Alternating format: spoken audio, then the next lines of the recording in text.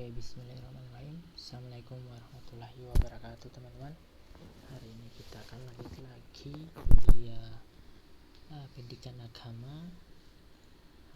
Sebelumnya saya minta maaf, hari ini saya belum bisa juga memberikan kuliah secara daring lewat Meet atau lewat Zoom, karena hari ini bertepatan di prodi saya ada pelaksanaan AMI, yaitu audit mutu internal.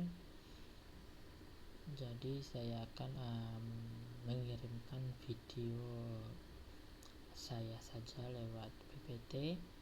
Oke, hari ini kita akan belajar kerukunan antar umat beragama.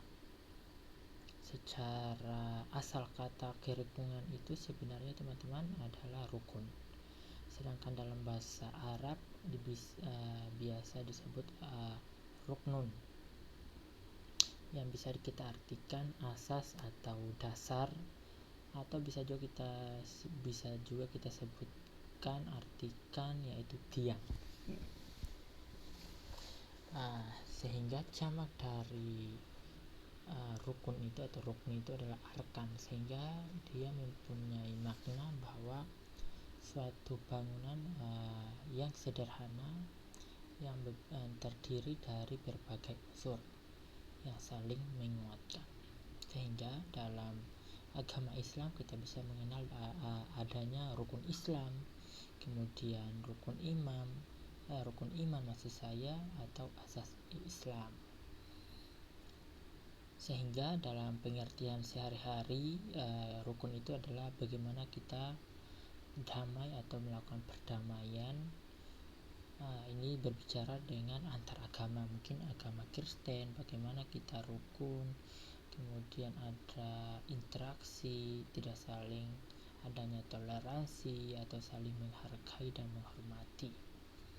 Kalau dari KBBI, rukun itu bisa diartikan baik atau damai, tidak bertentangan, bersatu hati atau bersepakat. Berarti merukunkan itu artinya adalah mendamaikan, menjadikan bersatu hati. Oke, kita lanjut. Dasar-dasar dari kerukunan. Di sini kita beberapa ambil definisi secara teologis bahwa semua agama mengajarkan damai, kasih, rahmah, menghargai orang lain. Apalagi kita seorang muslim atau seorang yang menganut agama Islam tadi, bagaimana dalam Al-Quran atau dalam sifat diri Rasulullah, bagaimana kita damai atau kasih sayang kepada sesama umat, sesama manusia, atau rahmah atau menghargai orang lain atau menghormati orang lain. Secara filosofis, bahwa rukun itu adalah manusia pada dasarnya membutuhkan manusia dalam kehidupan bersama-sama. Jadi bagaimana kita sebenarnya dalam kehidupan kita sehari-hari atau bermasyarakat tidak mungkin kita hidup sendiri, pasti kita bergantung kepada orang lain. Ketika mungkin kita dalam keadaan susah, ternyata tetangga kita itu mungkin non muslim, sehingga kita bisa meminta secara otomatis ketika mungkin kita kesulitan atau dalam keadaan darurat, pasti kita akan minta tolong kepada tetangga kita tersebut. Jadi kita simpulkan, jika tidak bisa rukun bekerja sama, maka tidak kita dapat hidup, itu maupun kita sesama muslim atau sesama agama yang lain. Secara praktis, keragaman adalah keniscayaan, dan maka potensi gesekan konflik pasti ada. Jadi secara praktis kerukunan itu pasti tiap beda-beda agama itu pasti ada potensi, maksudnya konflik. Kadangkala ketika mungkin kita di hari raya non muslim atau Kristen kadangkala dijaga, maka kadangkala ada potensi terjadinya kerusakan, atau biasanya adalah ada paham-paham umat Islam yaitu yang radikal, terjadi bom bunuh diri, atau kadangkala juga di antara sesama agama, maksudnya di agama Islam pun juga masih ada potensi konflik, perpecahan. Apalagi di Indonesia sekarang banyak aliran, tapi aliran terbesar di Indonesia adalah Muhammadiyah, NU. Kadangkala ya tadi perpecahan konflik, ada yang tidak setuju, dan itu adalah suatu hal biasa. Tapi ya itu, maka kita perlu adanya kerukunan. Jadi kita bisa simpulkan teman-teman bahwa kerukunan umat beragama adalah hubungan bagaimana kita berhubungan sesama umat beragama yang dimana dilandasi dengan tadi dalam kerukunan pasti ada toleransi, saling pengertian, saling menghormati. Ketika orang non muslim melakukan ibadah ya kita jangan mengganggu, apalagi mengolok-olok. Ya kita saling menghormati, mereka beribadah, kita juga beribadah. Kemudian saling menghargai dalam kesetaraan pengamalan ajaran agamanya, maupun kita harus ada kerjasama. Apalagi di lingkungan kita mungkin bukan semua muslim, mungkin ada non muslim. Ketika ada kerja bakti, ada pembuatan apa, pasti kita akan saling bekerja sama. Jadi kerukunan antar umat beragama kita dapat ini sebelumnya adalah 3 unsur kerukunan umat beragama. Yang pertama adalah kesediaan untuk menerima adanya perbedaan keyakinan dan orang maupun kelompok lain. Jadi kita harus umat, karena tadi kita berbeda agama, ada agama Islam, Kristen, Hindu, Buddha, dan kepercayaan lainnya. Pasti kita harus menerima mereka perbedaan dalam keyakinan. Mungkin mereka agama Kristen percaya dengan adanya 3 trilogi, maksudnya kalau kita ya keyakinan bahwa kita menyembah hanya Allah semata. Atau Buddha, Hindu mungkin meyakini adanya dewa matahari dan lain-lain. Itu kita harus ada harus menerima. Kemudian yang poin kedua adalah kesediaan membiarkan orang lain untuk mengamalkan ajaran yang diyakininya. Jadi ya kita kesediaan mereka beribadah, kita beribadah juga, jangan kita mengganggu peribadatan mereka. Kemudian yang ketiga adalah kemampuan untuk menerima perbedaan. Maksudnya selanjutnya menikmati suasana kekhususan. Maksudnya tadi perbedaan adalah ketika mereka beribadah dengan khusyuk, kita juga ibadah dengan kekhususan yang dirasakan oleh sewaktu mereka mengamalkan ajaran agamanya. Itulah 3 unsur dari keumatan kerukunan umat beragama. Tadi harus kita menerima adanya perbedaan, kemudian kita harus kesediaan membiarkan orang lain untuk mengamalkan ajarannya, kemudian menerima perbedaan. Yang berikutnya adalah bagaimana KUB ini dapat diwujudkan dengan apa? Tadi kita sudah singgung di slide kedua, bagaimana kita harus ada saling tenggang rasa, saling menghargai, toleransi antar berumat agama, kemudian tidak memaksakan seorang untuk memeluk agama tertentu. Ya kita sebagai orang Islam, mungkin mayoritas Indonesia, mayoritas kita agama Islam, kita harus memaksa orang lain untuk masuk ke agama kita. Itu sebenarnya adalah dalam ajaran agama Islam, kita melarang untuk memaksa orang lain untuk masuk ke agama kita. Yaitu ketika maksudnya orang lain, maksudnya dari agama non-muslim masuk di agama kita, itu secara tidak ada paksaan. Yang berikutnya adalah umat beragama diberi kebebasan beribadah sesuai dengan agama masing-masing.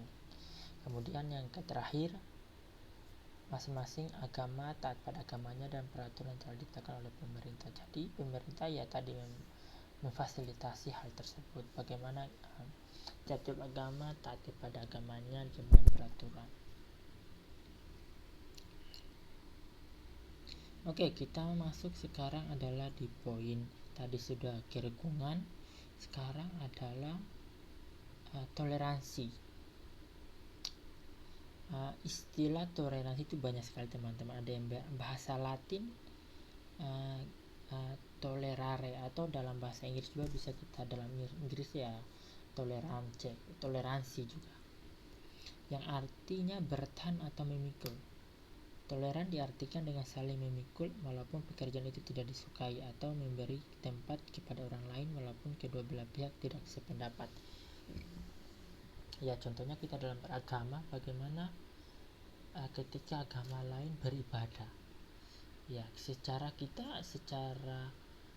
dalam hati bahwa peribadatan yang orang non muslim itu, yaitu sebenarnya tidak diterima oleh amalannya itu tidak akan diterima oleh Allah Subhanahu wa taala.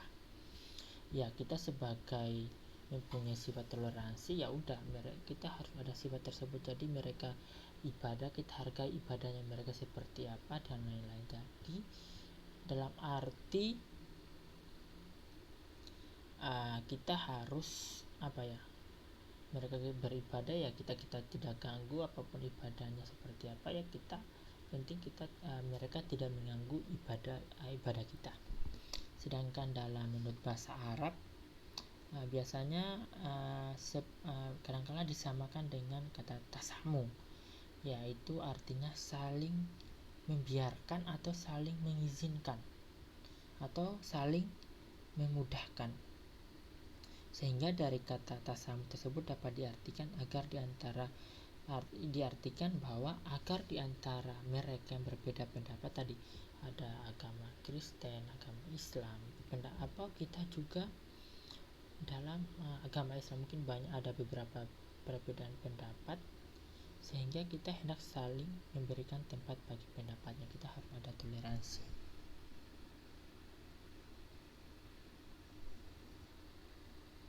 Jadi kesimpulannya adalah kita ambil kesimpulan bahwa toleransi dapat diartikan sebagai sikap menenggang, maksudnya membiarkan, membolehkan, baik berupa pendirian, kepercayaan dimiliki seorang atas yang lainnya. Dengan kata lain, toleransi adalah sikap lapang dada terhadap prinsip orang lain. Kita harus toleransi. Agama Kristen mungkin peribadatan seperti ini, tidak mungkin kita akan paksakan mereka untuk beribadah sesuai agama Islam, agama kita. Maka dalam toleransi terhadap umat non muslim, ya saya sudah jelaskan juga di pertemuan sebelum tes bahwa kita toleransi ya bisa kepada umat non muslim, ya bisa, tapi dalam sebatas dalam hal sosial, dalam membantu dan lain-lain. Tapi kita jangan terlalu kebablasan toleransinya dalam hal beribadatan, dalam ibadah mereka. Ya, contohnya pada kita ada mungkin dalam perayaan Natal, biasanya kadang-kadang kita melihat umat Islam yang lain atau berkecimpung, maksudnya mengikuti perayaan mereka atau dalam perayaan mereka, atau kayak semacam bekerja sama atau membantu mereka dalam proses atau dalam menyiapkan ibadah mereka, atau terjun langsung kayak semacam kita menyanyikan lagu, ya itu sebenarnya itu adalah sudah melebihi batas. Itu bukan lagi toleransi. Kita dalam hal itu jangan kita kebablasan dalam bertoleransi. Jadi sebenarnya sikap toleransi kita itu sudah dicontohkan oleh Nabi Muhammad SAW ketika dia membangun negara Madinah, karena melihat kenyataan akan adanya pluralitas di sana. Jadi ada budaya, kemudian ada dalam hal keagamaan mereka atau nilai budaya itu akan berbeda-beda dengan agama Islam, sehingga bagaimana Rasulullah SAW itu bisa maksudnya bukan sosialisasi maksudnya dalam kehidupannya itu bisa hidup dengan Madinah yang beragam tadi, beragam ketika dalam hal mungkin macam agamanya, ada Nasrani, ada Yahudi, ada Najasi dan lain-lain, atau budaya-budaya yang masih bukan budaya agama Islam. Sehingga di sini Nabi Muhammad SAW bukan hanya pluralitasnya itu etnis semata, tapi juga perbedaan adanya agama. Oke, berikutnya ada beberapa contohnya yang diatur dalam piagamannya pasal 25. Yang saya bacakan, kaum Yahudi dari Bani Awaf adalah satu umat dengan mukminin. Jadi di Bani Awaf itu ada dua kaum. Jadi kaum Yahudi, bagaimana mereka beribadat sesuai dengan agama mereka. Kemudian bagi Muslim, ya sebagai budaya mereka. Jadi dia di sini dalam piagam ini bahwa bagaimana mereka mempunyai kebebasan dalam melakukan ibadah, kecuali bagi yang zalim dan jahat. Atau ketika Khalifah Umar bin Khattab dengan penduduk Yerusalem setelah kota suci ditakluk oleh kaum muslimin. Di sana di mana Umar menjamin keamanan untuk jiwa dan harta mereka, dan untuk gereja-gereja dan salib mereka, serta yang dalam keadaan sakit ataupun sehat, dan untuk agama mereka secara keseluruhan, gereja-gereja mereka tidak akan diduduki dan tidak pula dirusak, dan tidak akan dikurangi sesuatu apapun dari gereja-gereja dan tidak pula dari lingkungan. Jadi di zaman juga Umar ketika dia melakukan salib tadi tidak merusak peribadatan mereka, masih mengizinkan dalam peribadatan mereka. Dalam bagaimana toleransi dalam pandangan Islam itu ada beberapa dalil. Teman-teman bisa baca sendiri di surat Al-Qasas surat Al-Baqarah ayat 256.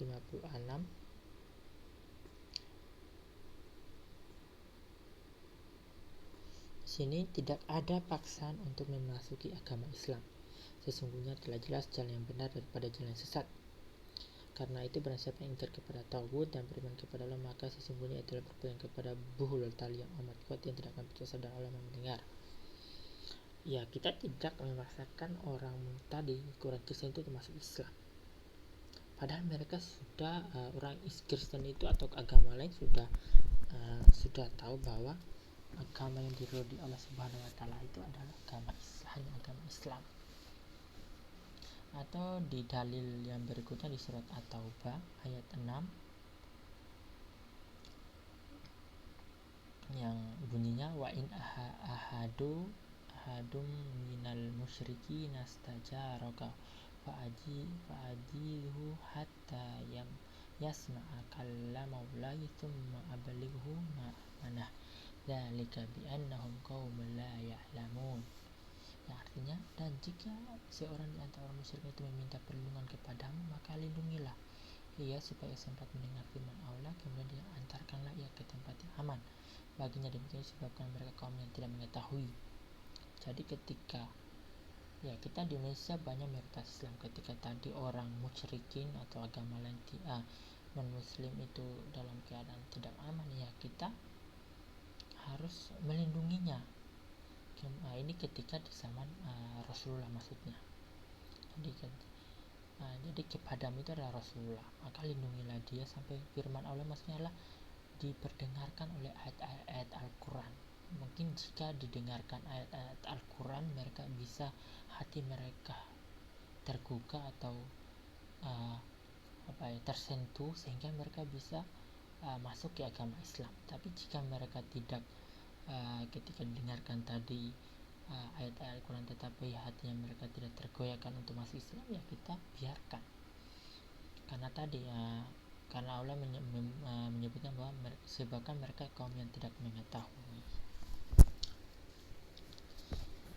Jadi di sini adalah toleransi kita tidak diartikan mengakui kebenaran. Jadi ada beberapa yang kita perlu luruskan bahwa toleransi itu tidak diartikan mengakui kebenaran semua agama, dan tidak pula dapat diartikan kesediaan untuk mengikuti ibadat-ibadat keagamaan. Jadi kita tidak mengakui bahwa agama yang diridhoi oleh Allah SWT itu hanya agama Islam. Jadi kita tidak mengakui bahwa adanya kebenaran semua agama. Kemudian Allah telah menentukan bahwa agama yang diridhoi di sini itu adalah agama Islam.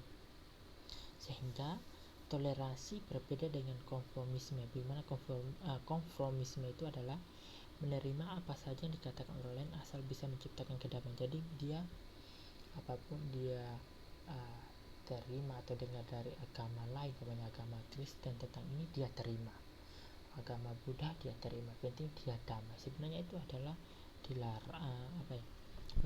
manusia itu adalah perbuatan-perbuatan yang zalim atau yang kufur, hingga itu adalah mengeluarkan umat Islam itu kepada kekafiran. Jadi sekarang kita lanjut ke makna. Tadi sudah kerukunan, kemudian toleransi, sehingga toleransi itu adalah salah satu dari kerukunan. Tadi ketika kita serukun maka kita akan muncul sifat toleransi. Tapi toleransi tadi saya ingatkan adalah dalam hal sosial, jangan dalam hal peribadatan. Di sini definisi Islam saya tidak usah jelaskan, karena kenapa saya masukkan lagi Islam, karena tadi kita agama di Asia adalah agama Islam, jadi kita akan masuk ke agama Islam, menyinggung sedikit tentang Islam. Kemarin kita sudah bahas Islam itu adalah bagaimana damai, selamat, sejahtera, penyerahan diri atau taat dan patuh. Bagaimana kita sudah memeluk agama Islam, maka kita harus penyerahan diri, artinya ibadahnya kita itu hanya kepada Allah semata, bukan kepada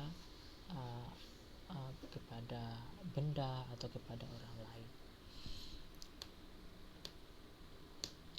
Sehingga dimana sebenarnya agama Islam itu sudah diturunkan oleh Allah sejak Nabi Adam diturunkan di bumi, kemudian sampai Nabi Muhammad.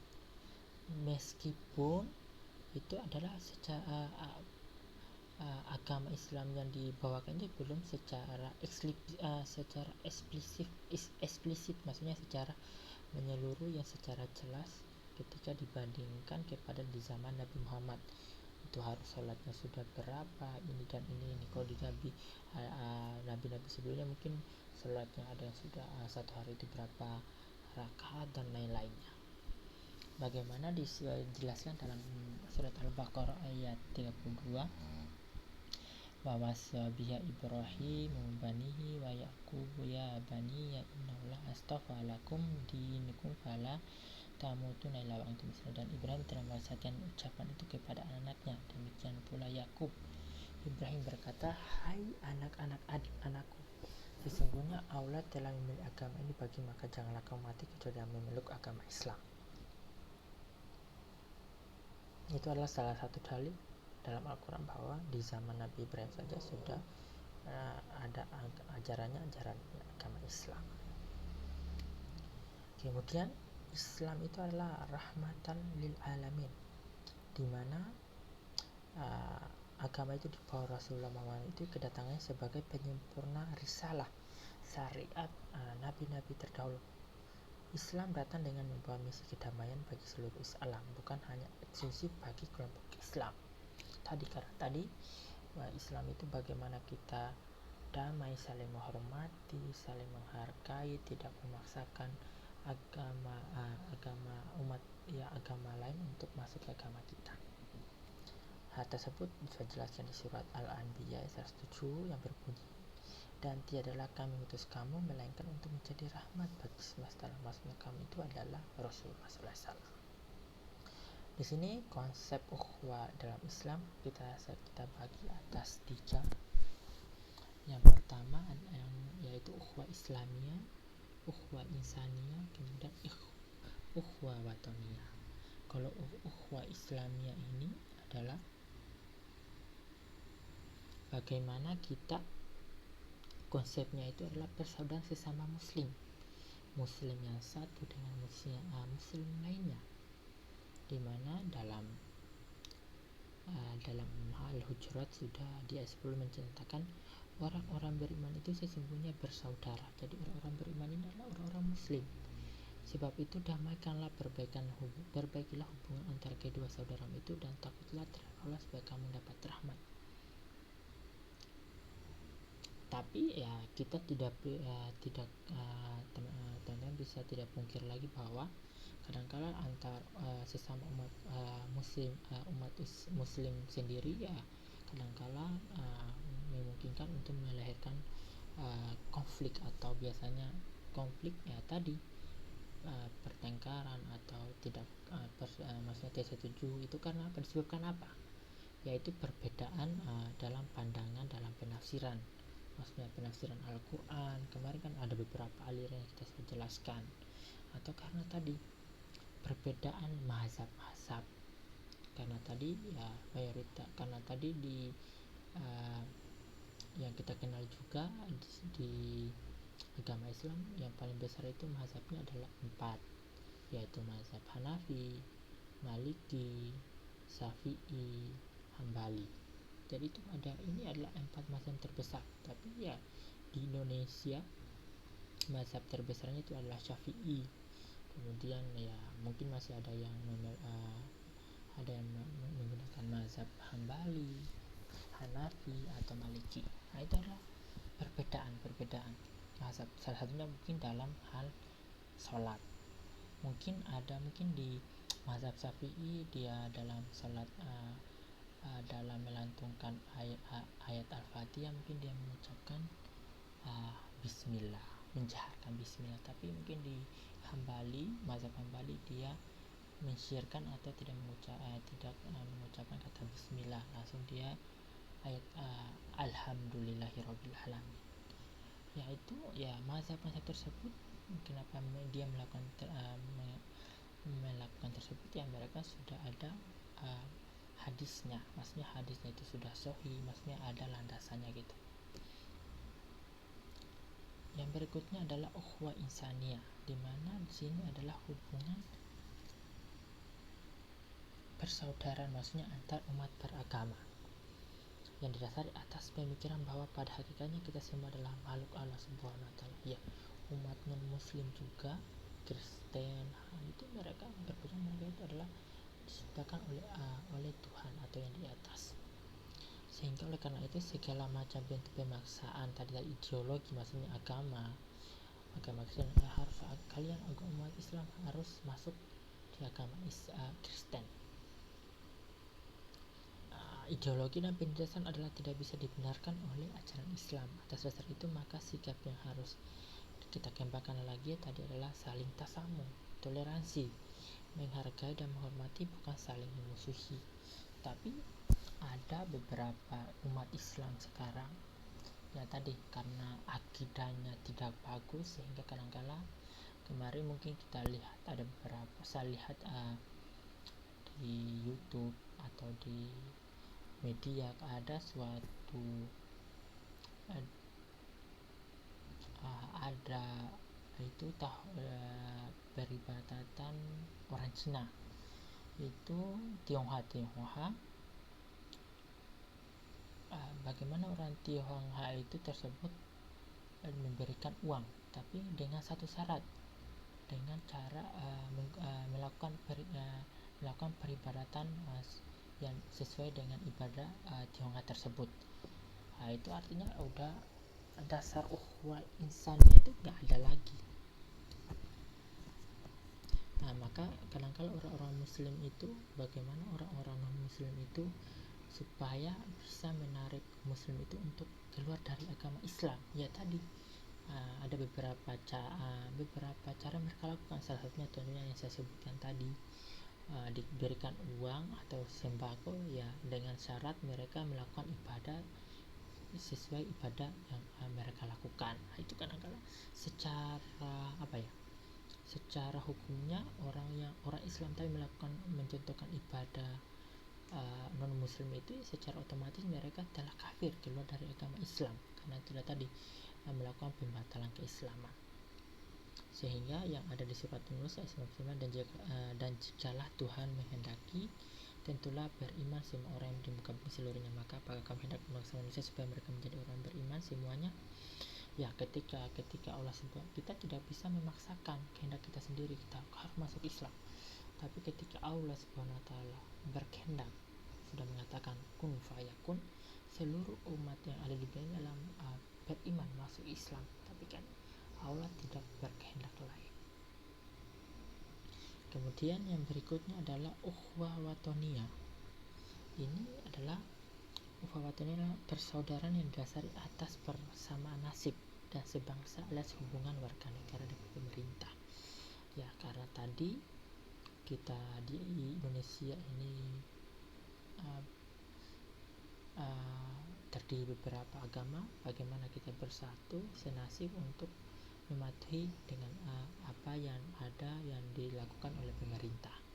Kita agama Islam sudah jelas ayatnya, sejak dalam Al-Quran saja sudah diajarkan, sudah ada dalilnya bahwa kita harus mematuhi ulul amri. Ini yang saya sudah jelaskan juga di pertemuan sebelumnya di surat An-Nisa, nanti teman-teman bisa baca sendiri.